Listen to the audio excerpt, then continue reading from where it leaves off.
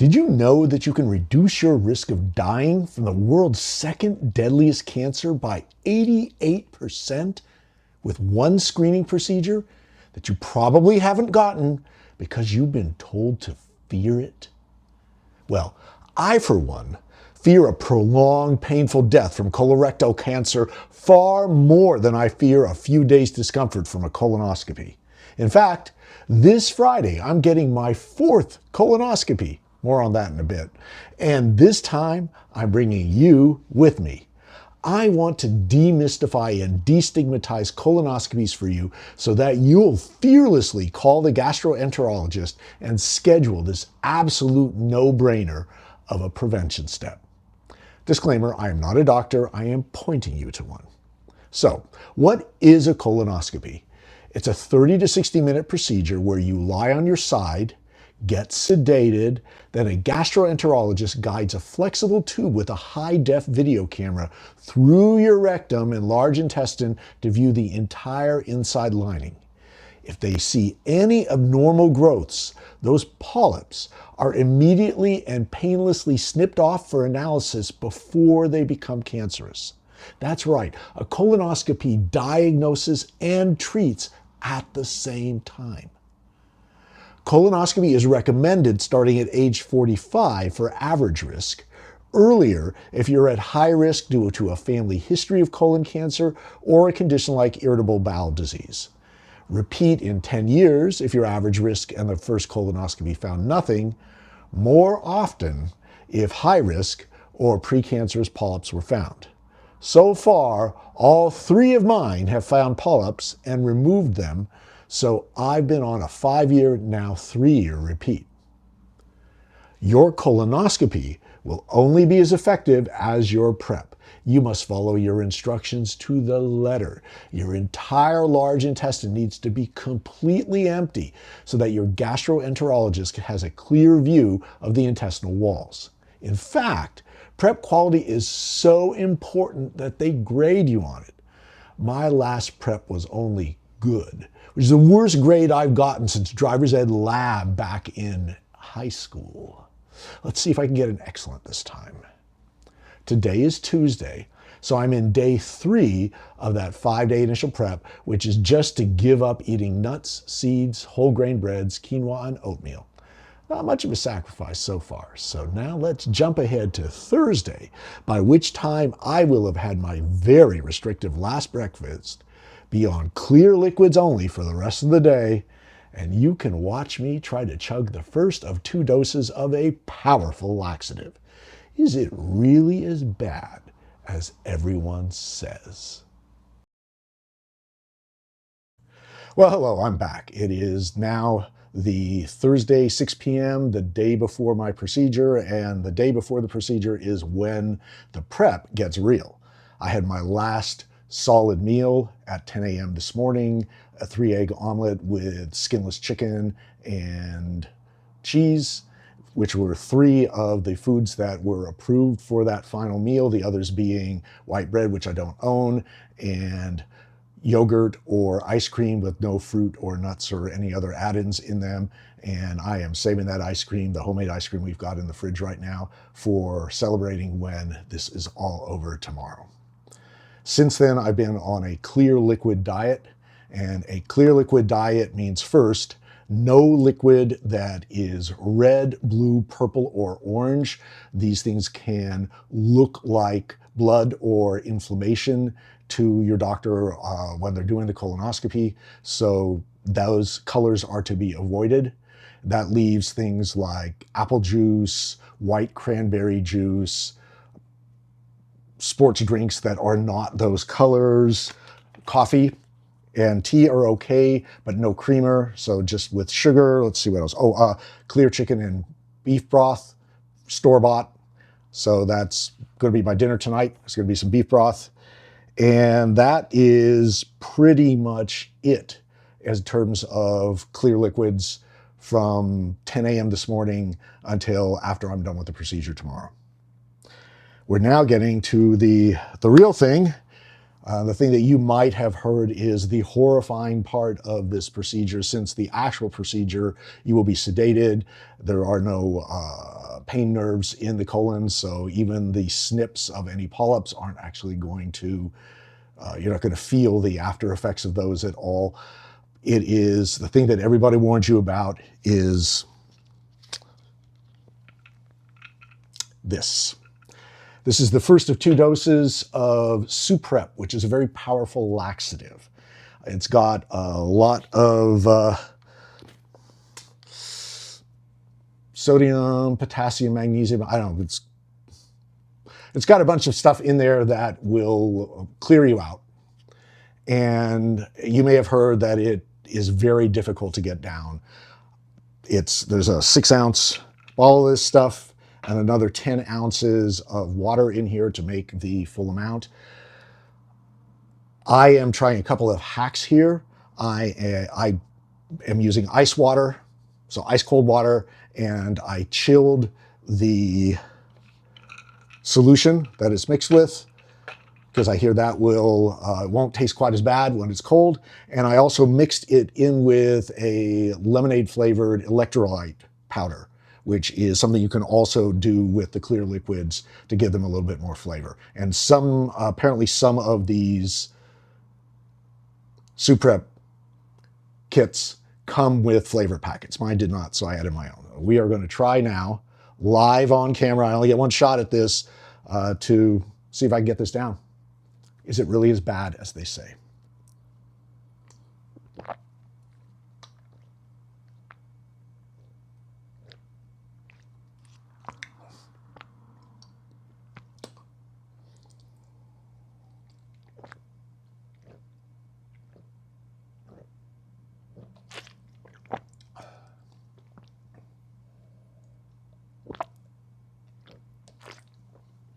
Cold. Whew.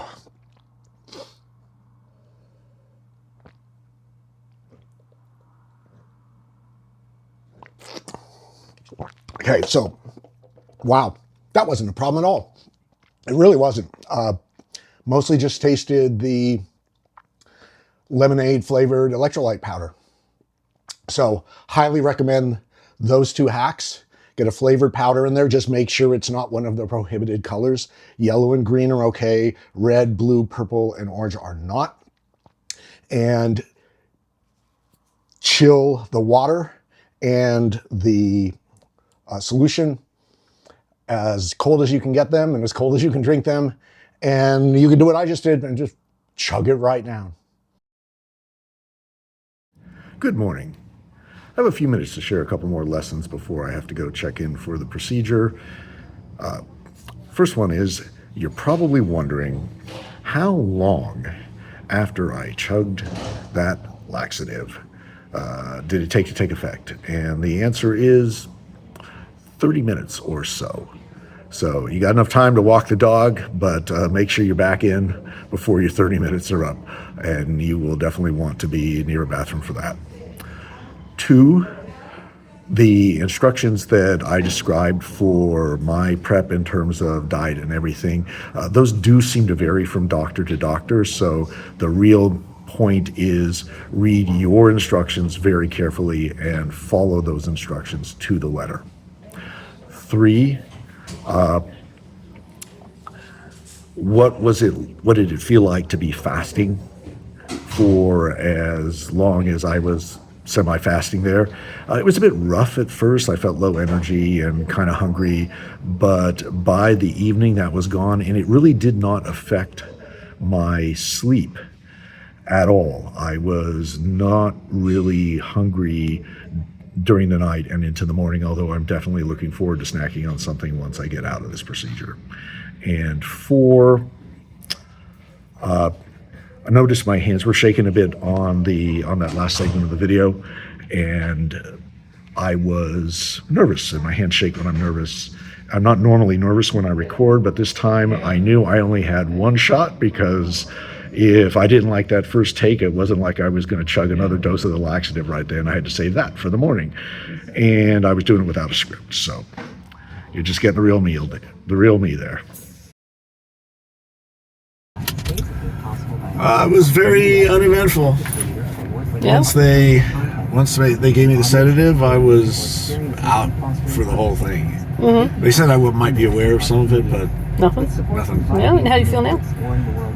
I'm groggy, like I'm ready for a nap.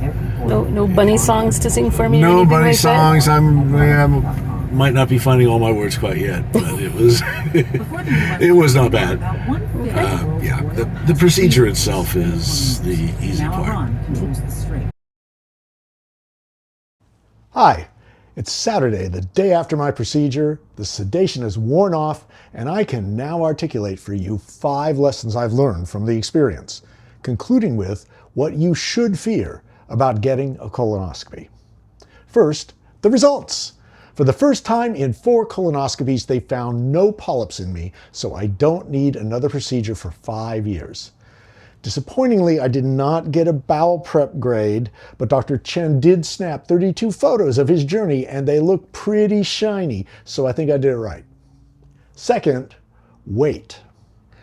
Contrary to what you'd expect given the semi-fasting and bowel emptying, colonoscopy turns out is not a weight loss hack. From Thursday morning before all the prep to Saturday morning after the whole procedure had finished, I went up 2.5 pounds, and it took me 3 days to get back down. Third, timing. My procedure was at 10:45 a.m. 4 hours before that, I had to get up for my second dose of that Suprep laxative, so 6:45 a.m., which was only slightly earlier than I get up anyway. And I was done and eating real food again by noon. So I'd say a mid to late morning procedure time is the way to go. Fourth, time off. You should be able to work the day before the procedure as long as you're home by 6 p.m. or whatever time your instructions say to take that first Suprep dose. On procedure day, though, don't expect to get any work done. The final prep and the procedure itself will consume the morning, and as you saw from that last clip, your post-sedation loopiness will consume the afternoon. In fact, my instructions shouted in all caps, do not drive or operate machinery, do not drink alcohol, do not sign contracts or legal documents, I'm not kidding, for at least 12 to 24 hours afterwards. That means you'll need a friend or family member to drive you home. Talk to the clinic beforehand if that's not an option for you. Fifth, fear. I made this video for you because last month I was chatting with my favorite bartender about aging. I find out he's 46 and he's avoided getting his first colonoscopy out of fear. So I brought you with me on this process so we can answer, what is there to fear? The Suprep liquid? You watched me chug all 16 ounces without a grimace. The resulting bowel evacuation? Thanks to the Suprep, that was easy. The semi-fasting? I felt a bit hungry and low energy, but that's on me for not drinking more liquid calories throughout the day. The actual colonoscopy procedure? Alien abductees remember their probings more than I do, which is not at all. And I felt zero discomfort afterwards. The results? Even if they'd found polyps, and those polyps turned out, when they get back from the lab, to be precancerous, those polyps by that time had been removed. They're no longer in my body. The cost? Screening colonoscopies like this with in-network providers are generally covered 100% with no out-of-pocket costs. Ask your insurer to be sure. So what's to fear? Colorectal cancer, the world's second deadliest. What's not to fear? The colonoscopy that prevents it. Get your colonoscopy. And if you've been avoiding your colonoscopy, what else have you been skipping? Watch this video next to learn why getting a physical is so important and how to get the most out of it. I'm Kevin Mepham. Welcome to ThriveSpan. Thrive now for life.